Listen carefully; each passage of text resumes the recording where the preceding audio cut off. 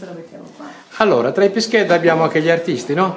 Eh sì. Qui siamo in compagnia quindi di Giusy Pischedda, cantante. Cantante, interprete, sì. E tu di dove sei? Io sono nata a Sassari, cresciuta a Sassari, però le origini appunto arrivano da Bonorva e Lorai. Il mio bisnonno era appunto di Bonorva. E il mio nonno di Bonorva trapiantato, scusami, di Lorai trapiantato a Bonorva.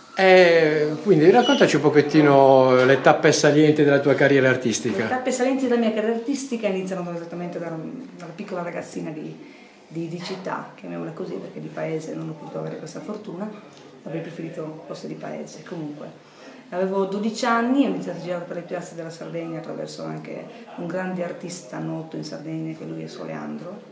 Ah sì, siamo amici anche. Siamo amici, lui è un grande maestro, un Lo padre senti? artistico. Lo volevo portare qui stamattina, però era già impegnato al Era già Sieri. impegnato, sì, Stasera sì.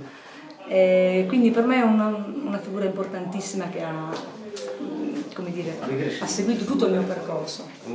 Tu che genere fai? Il mio è pop cantautorato italiano. Italiano. E tu hai partecipato anche a Sanremo, l'ho detto, no? Come? Alle Ho selezioni? partecipato no, c'è stata esattamente, sono stata selezionata sì, per il Sanremo 2011. Questo sì, è stato scelto il mio brano per Sanremo a causa come dire, ci sono dei limiti di età e all'epoca avevo superato il limite di età per circa 10 giorni, quindi ho posto così. Stasera ti esibirai? Stasera mi esibirò e farò un po' un percorso della mia carriera artistica. Allora, salutiamoci e congediamoci magari con un pezzettino delle tue cose. Facciamo una piccola frase che dice Soleandro, che insegna un po' delle cose molto belle secondo me attraverso la sua scrittura. Lui dice anche perché cantare non significa niente saper cantare, che poi è una parola a doppio senso. Saper cantare vuol dire come? Cantare col cuore, non è una tecnica. L'arte è una cosa che non si acquista.